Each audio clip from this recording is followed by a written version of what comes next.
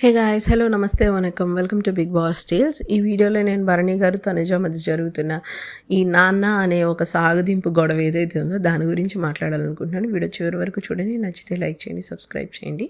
Let's dive into the video.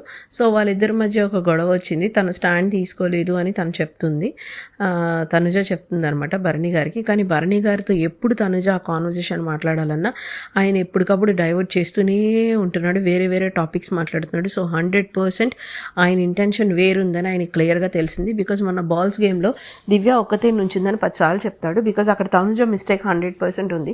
Tanuja ఓడిపోయింది. కానీ తనుజ ఏంటంటే ఆ గేమ్లో భరణి గారు తనుజకు కూడా బాల్స్ పెడతాడు. సో నాన్న ఎలా పెడతాడు అనే ఒక కోపం తనకుంది. అదే కోపంతో తన గేమ్ అయిపోయాక అరే అతను ఉన్నారు కదా, అతనికి నేను సపోర్ట్ చేయాలి అని అనుకోకుండా సపోర్ట్ కూడా చేయకుండా వదిలేసింది అనమాట. సో నాకైతే ఎందుకో అది భరణి గారి మనసులో ఉంది. అందుకే ఆయన అన్నిసార్లు స్ట్రెస్ చేసి ఆ మాట చెప్తున్నాడు అనిపిస్తుంది. సో ఆయన మనసులో ఉన్న ఫీలింగ్ ఏదైతే ఉందో అది ఆ అమ్మాయికి సరిగ్గా చెప్పట్లేదు. ఆయన అమ్మాయి అడిగే క్వశ్చన్స్కి కూడా ఆయన ఆన్సర్ చేయకుండా డ్రాగ్ ఆన్ చేస్తున్నాడు.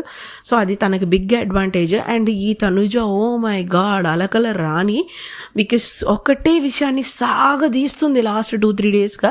అది సంజన గారి విషయం అవ్వచ్చు, లేకపోతే భరణి గారి విషయం అవ్వచ్చు. ప్రతిదానికి ఓవర్ ఇదిగా చేస్తుంది, ఓవర్వెల్మింగ్గా అని కూడా అనలేను నేను అసలు. అంటే ఒక కైండ్ ఆఫ్ అబ్బా ఏంట్రా మళ్ళీ ఇదేనా అన్న ఫీలింగ్ వస్తుంది లైవ్ చూస్తే మాత్రం.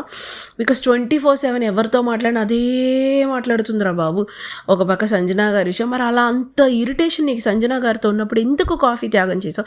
నా పాత వీడియోలో కూడా చెప్పాను, తనకు సంజన గారు అంత క్లోజ్ కాదు, తను ఇవ్వడానికి రీజన్స్ కూడా ఇది రీజన్సే అని చెప్పాను. సో తను ఇదే చేసింది. ఈవెన్ భరణి గారి విషయంలోనే తను అంత కన్సిడరేట్ కానప్పుడు సంజన గారి విషయంలో కన్సిడరేట్ అని నేను ఎందుకు అనుకుంటాను?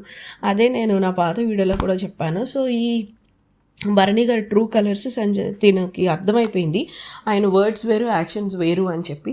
సో కొద్ది రోజుల్లోనే వీళ్ళిద్దరు ఫ్రిక్షన్ ఇంకా కాస్త పెద్దదైతే కనుక వాళ్ళిద్దరు ట్రూ కలర్స్ ఇంకా బాగా తెలుస్తాయి. ఎందుకో నాకు భరణి గారు సహనం కూడా కోల్పోతున్నాడు, ఆయన గేమ్ ఆడలేకపోతున్నాడు. ఏ విధంగా అయితే ఈరోజు సుమన్, ఫ్లోరా, రాము వాళ్ళు స్ట్రైట్ ఫార్వర్డ్గా వాళ్ళ పాయింట్స్ పెట్టారో అలా ఎప్పటికీ భరణి గారు పెట్టలేరు. I wish he does that, so that ఆయన అలా చేయడం వల్ల ఆయన గేమ్కి అది మంచిది అవుతుంది, ప్లస్ అవుతుంది.